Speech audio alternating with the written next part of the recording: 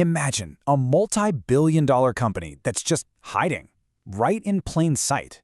We're talking about a massive conglomerate that is absolutely teeming with screaming warning signs on one hand and mouth-watering value metrics on the other. Yet practically no one is talking about it. Welcome to our explainer on Seaboard Corporation. Today we're unpacking a truly fascinating financial paradox. We're breaking down the source material to reveal 7 terrifying red flags, 7 incredibly compelling green flags, and the ultimate valuation mystery that has legendary investment frameworks entirely at odds with each other. If you love dissecting deep value and uncovering hidden anomalies in the market, well, you're absolutely going to love this one. Let's get into it. Okay, let's dive into this by looking at the sheer scale of the anomaly. $4,239. Yep, you heard that right. That is the price for a single solitary share of Seaboard, ticker symbol SEB. We are talking about a $4.06 billion company that operates with only about 958,000 shares outstanding. That makes it one of the most thinly traded large-cap stocks on the entire market. So that naturally leads us to a massive question. Why on earth does Wall Street completely ignore this stock? I mean, despite its massive size and that eye-watering share price, Seaboard operates entirely in the shadows. There are 0 analysts covering it, no price targets, no forward earnings estimates, nothing. In the financial world, this is what's known as an orphan stock. The major institutions have simply packed up and walked away from coverage. Now, before we get totally lost in the numbers, let's quickly ground ourselves in what this business actually does. Seaboard Corporation isn't some abstract tech startup. It's a diversified, multinational agribusiness and transportation conglomerate. They're heavily engaged in pork production and processing, they trade commodities globally, and they run a massive containerized shipping network serving the Caribbean and Latin America. So it's a very real, very tangible business. But behind all those cargo ships and agricultural assets lies a profound financial contradiction. Section 1. The bear case. The 7 red flags.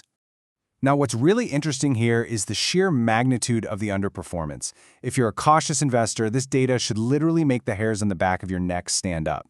Seaboard has delivered a measly 3.27% total return over a 5-year period. In that exact same time frame, the S&P 500 gained 74.75%. That is a devastating 71.5 percentage point underperformance compared to a simple passive index fund. Over 3 years, it's pretty much a similar story. The source data shows it lagging the broader market significantly.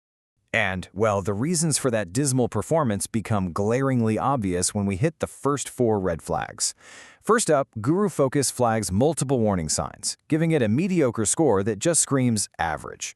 Second, despite showing earnings on paper, they're actually burning cash, reporting negative $274.38 million in trailing 12-month levered free cash flow. Third, and honestly this is crucial, the return on invested capital is just 5.58%. Compared to a cost of capital of 4.68%, that spread is an agonizingly thin 0.9 percentage points. They're barely earning more on their investments than it costs to actually fund them. And fourth, as we just saw, that severe market underperformance. Rounding out the bear case, we hit red flags 5, 6, and 7. The stock is highly illiquid, trading only about 8,750 shares a day on average. That creates huge spreads and major execution risks if you ever need to sell in a hurry. Furthermore, the smart money is actively betting against it. Short interest is over 8% of the float, which would take over 2.5 days to cover.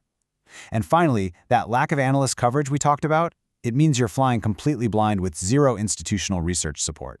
Section 2. The bull case. The 7 green flags. Just as you're probably ready to write Seaboard off completely, the data forces a dramatic pivot. And this brilliantly illustrates why. Hiding beneath all those scary red flags are some incredible deep value metrics. Look at that massive 36.99% slice of the pie for green flag number 7, insider ownership. Insiders own over 1/3 of the outstanding shares. That is exceptional alignment between management and shareholders. When insiders hold that much equity, you know they have every single incentive to make decisions that maximize long-term, structural value rather than just chasing short-term quarterly headlines. Building on that alignment, the first 4 green flags are essentially a masterclass in extreme undervaluation. Number 1, the stock is trading at a staggering 49% discount to its gram number, which sits way up at over $8,300. Number 2, it's absurdly cheap, boasting a trailing PE of just 6.4 and a price to book of 0.74. Think about that. You're essentially paying 74 cents for $1 of assets. Number 3, the PEG ratio is virtually non-existent at 0.02, making it a classic growth at a reasonable price or GARP opportunity. And number 4, despite its issues, it maintains a solid, narrow economic moat heavily driven by its vertically integrated pork and shipping networks. And you know what? The green flags just keep coming. Flag 5, explosive earnings growth. Q2 EPS was up a massive 51.8% year over year. Flag 6, it's an incredible defensive holding with an ultra-low beta of just 0.24, meaning it's 76% less volatile than the broader market. And of course, Flag 7, that exceptional insider ownership we just broke down. By almost any traditional valuation metric, this stock just screams buy. So we're in a complete deadlock. Deep, frightening flaws stacked right up against mouth-watering valuations. How do we break the tie? Section 3. The Guru Showdown. Graham, Lynch, and Buffett weigh in. So, the crucial point is how the legends view this stock. We're using the specific frameworks of legendary investors to act as our panel of judges here. If Benjamin Graham were looking at this, it passes 7 out of 7 of his defensive criteria. It is a strong buy due to that massive 49% discount. For Peter Lynch, it passes 5 of 6 metrics. He'd absolutely love the 51.8% growth against that tiny 6.4 PE. So, another strong buy. But Warren Buffett?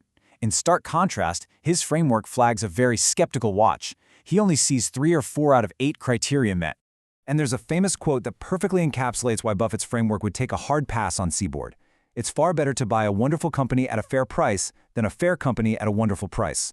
Look, even though you are paying literal pennies on the dollar for this company, that 5.58% return on invested capital makes Seaboard merely a fair company rather than a wonderful one.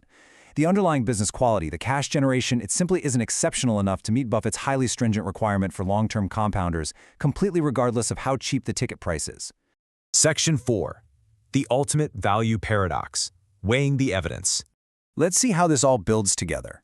We've parsed the data, we've run the models, and when we weigh this evidence side by side, the paradox becomes blindingly clear. We're left with what the sources aptly describe as a deep value stock with a Buffett quality problem. On the left side, you've got exceptional valuation and undeniable growth. A PE of 6.4, a PEG of 0.02, and 51.8% EPS growth. I mean, those are metrics most investors spend their entire careers searching for. But on the right side, you have very real structural business weaknesses. A negative $274 million free cash flow drain, a borderline unacceptable 5.58% ROIC, and that miserable 3.27% 5-year return.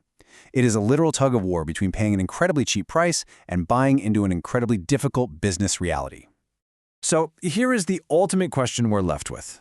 Does Seaboard's unbelievable discount and strong earnings growth actually overcome its cash flow burn and low returns on capital? If you've got the patience for a deep value contrarian play, and you truly believe the cash flow issues are just temporary, well, this anomaly might just be the opportunity of a decade. But if you demand high-quality capital compounders, those structural red flags are probably way too loud to ignore. What do you think? Would you add this multi-billion-dollar paradox to your watch list? Or is Wall Street completely right to leave this orphan stock in the dark? Think about it, sound off, and keep learning.